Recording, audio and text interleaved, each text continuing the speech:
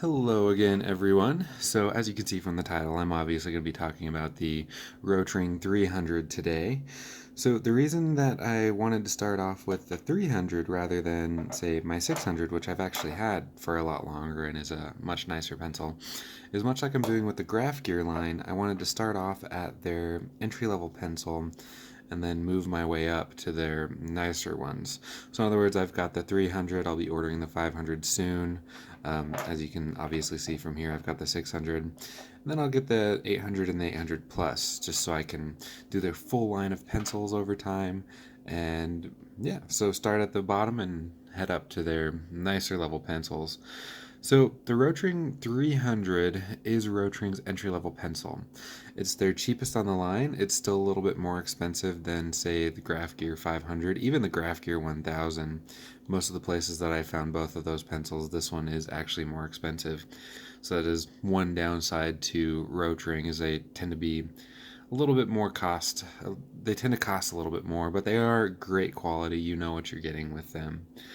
So as you can see with the side-by-side comparison with the Rotring 600, they're nearly identical. I have seen the 300 referenced as the knockaround version of the 600, so this is one that you're going to buy for, say, pocket carry maybe. You're not going to be too worried if you drop it and it hits the point because you don't have a full metal body behind it. That's going to be bringing the weight down on the tiny tip. And ultimately bending it. I did see one review where someone said that they dropped their 600 and bent the tip, and then they really didn't want to spend that. I think it's 20. It's about $20 right now for for the 600, maybe 18. And they bent the tip, so they're like, well, I don't want to buy that again, but I'd like to get a Rotring, so they bought the 300. All right, so my initial impression of this pencil was not very positive. The Rotring 600 came in their standard triangular box. This one just came wrapped in plastic and bubble wrap in a crappy little envelope. So I think that has more to do with the seller than it does with the Rotring. I bought it from a third-party seller on Amazon, so probably more to do with that. So don't put too much on that. I think Rotring would keep their um, triangular box for it, and I have seen reviews where it says it comes in it, just mine didn't. So right off the bat, it felt pretty cheap. Like I said, or I haven't said this yet, it's a solid plastic body. So the only metal part is the tip right here and the clip. So it just feels a lot cheaper. The grip isn't as, say, aggressive or as grippy as the Rotring 600. But it's plastic, and I mean, let's see if I can get this to focus right there. Ooh, perfectly. So it's a knurled grip, but it is plastic, so it doesn't feel as nice. Let me get this to go back. There we go. So as I was using this in the last couple weeks so I could get ready for this review, it did start to grow on me a little bit more. It works pretty much flawlessly. I've never had a problem with it feeding lead or writing or the clip. I mean, the clip is great. It's going to keep it in my pen loop all of the time, and I don't have to worry about it coming out. And it's a solid mechanical pencil. It just feels very light, which, as I've said in some other pen reviews, is not part of my preference. So with that, let's get into some of the specifications of this pencil.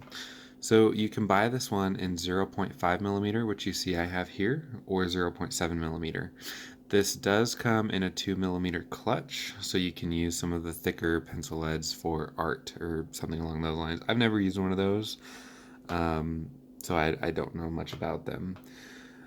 It does have a lead hardness indicator, much like the 600. Let me get that to focus there. So it has quite a few options for it. I'll just scroll through all of them so you can see what they've got. I don't tend to use these because I don't really, not an artist and I'm not a drafter, so it doesn't matter to me what lead is in here, so I don't use these. But this one, it does spin around a lot easier than the 600. So the 600 is going to stay where it is. It's got some resistance there, and it's going to stay on HB if you have it on HB.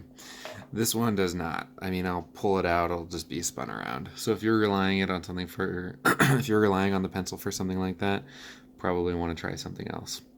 So the barrel itself is hexagonal. Let's see if I can get it to zoom in so you can see it.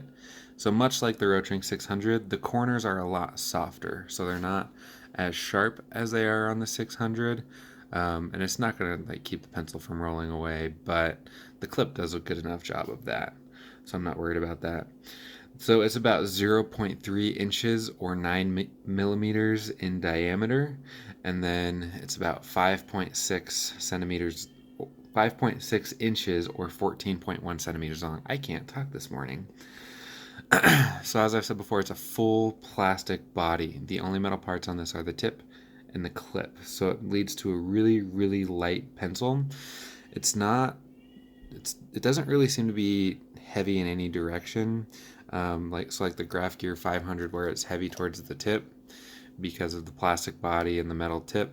This one just seems to be somewhat well balanced. Let's see if I can get the center of balance for you guys. So it does look to be farther towards the back, right around the middle actually. I think that is because of the plastic body. I wonder where the Rotring 600 is. I've never done it before. I'm going to break the tip on this because it's going to fall off the table. So it's about the same point, but that's because it's a full metal body, whereas for comparison on the Graph Gear 500, you're going to see it a lot closer to the tip, which I do like for some comfortable writing, but so that is something to take into consideration. So the grip itself, I don't think I said this yet, but the grip itself is a knurled plastic. I did zoom in on this earlier, so I won't do that again. It's very, very soft. So it doesn't, like I said before, it doesn't feel like the grips on a lot of the other knurled grip mechanical pencils that I have. It's just soft, and I noticed lately it's almost warm. It's not metal, so it's not going to suck all the heat out of my fingers, but it just feels warm and inviting. I didn't like it at first, but like I said, it did seem to grow on me a little bit. The grip itself is 8 millimeters around. I don't know what that is in inches because I could only find the millimeter part, and I didn't convert it. So as with most mechanical pencils, it is a top knock to advance the lead. This is not one like the Graph Gears where you can, let me get it to focus, where you can keep lead in it without the tip on there. So you can see that the cap does have a hole in it. So you can't keep lead in it unless you have an eraser in there, unlike the Graph Gears. So the eraser on this guy, standard drafting pencil eraser. This one does seem to suck more than the one that's on the 600, and I don't know why that would be. It just doesn't erase as well, and I don't like it as much. So the pen itself is only 0.3 ounces or 8 grams. Super, super light. Unfortunately, I didn't think to check the weight of the Graph Gear 600 or the Rotring 600. So if you know what that is, please comment below and let me know, so the other viewers will be able to find it. If I remember to look for it before I upload this video, I'm gonna include it in the description. So lastly, let's see. This pen can be almost completely taken apart.